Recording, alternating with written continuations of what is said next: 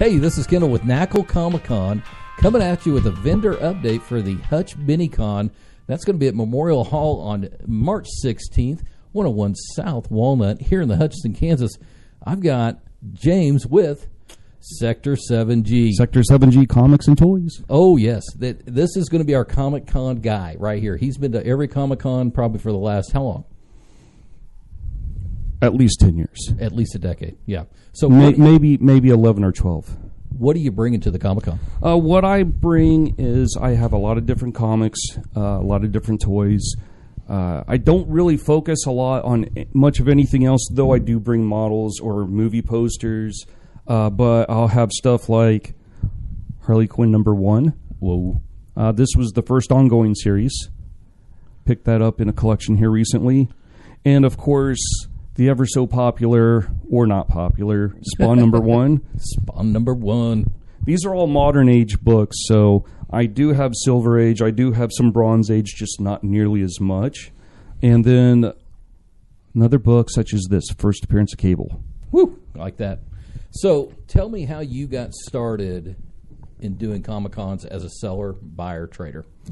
How I got started, it's really kind of funny because I had just started a new job, and I had money to spend, and then I had plans. I wanted to move. I wanted to go do this and do that with my life. So the initial phase was I'm selling off my collection. Oh. I want to get rid of everything except for a handful of these books, those books, these toys, whatever. And what happened was I did my very first con. It was Air Capital Comic Con 2014, I believe.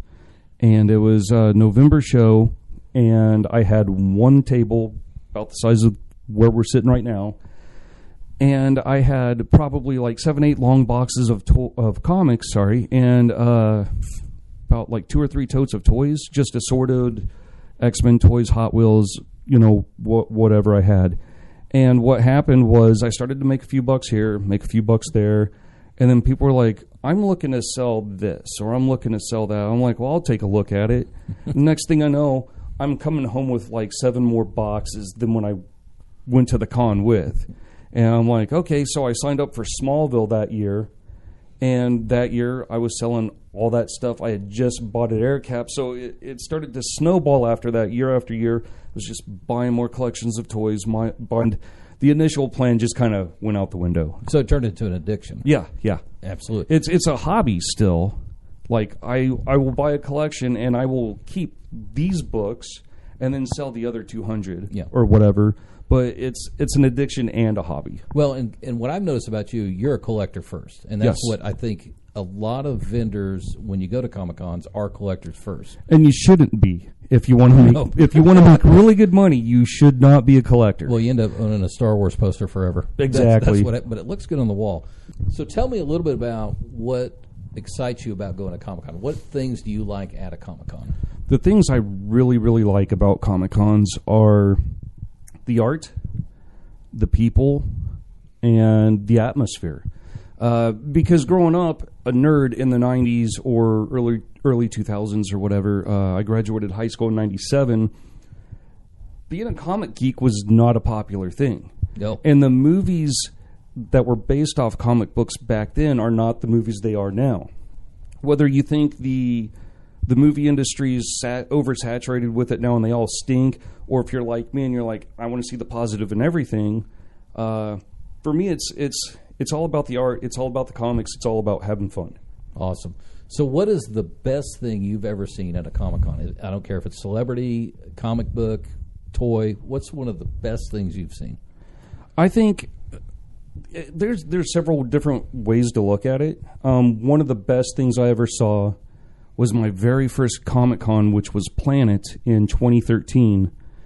And my friends and I went up there to meet George Takei and Adam Baldwin. Well, that's who I went up there to meet.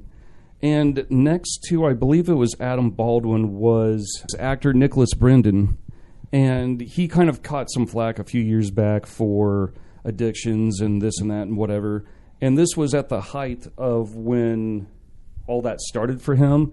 But it was the coolest thing I ever saw was this lady got in line to meet him. I'm waiting in line for the other celebrity, and this lady walks up to him, and she's like, I just wanted to say hi and meet you and everything. And he's like, oh, do you want a picture, or do you want me to sign anything? And she's like, I don't have enough money. I spent most of my money. She goes, so I just wanted to say hi. And he goes, well, how about a hug? Hugs are always free. Awesome. And he gets up from his booth, Nicholas Brandon gets up and gives this lady a hug. And she was probably, I would guess, like late 30s, early 40s, maybe a little older than that. And you just saw her light up because her favorite actor from Buffy the Vampire Slayer was like, hey, give me a hug.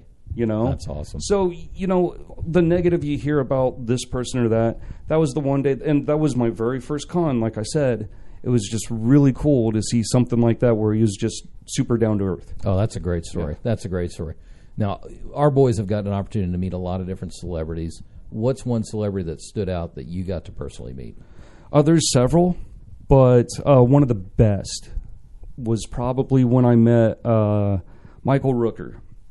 And I did something different no one else was doing because he was Guardians of the Galaxy, Walking Dead, blah, blah, blah. And I walked up there with a brown paper sack filled with chocolate-covered pretzels.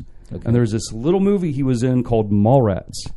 And I walked up to him with the bag, holding out a pretzel. And I was like, excuse me, sir, would you like a chocolate-covered pretzel? And he's like, holy shit, brother, no one's ever done that before. I was like, seriously? And he walks up, he's like, give me a hug, brother. And he just bro hugged me like this big old hug. And I was like, oh, this is so cool, you know? And so that was my picture. My day with Michael Rooker was, up until that point, no one ever brought a chocolate-covered pretzel. At least that's what he said. So, and if you bumped into him, he would remember you. I hope so. For that. I hope so. Well, we're going to wrap this up.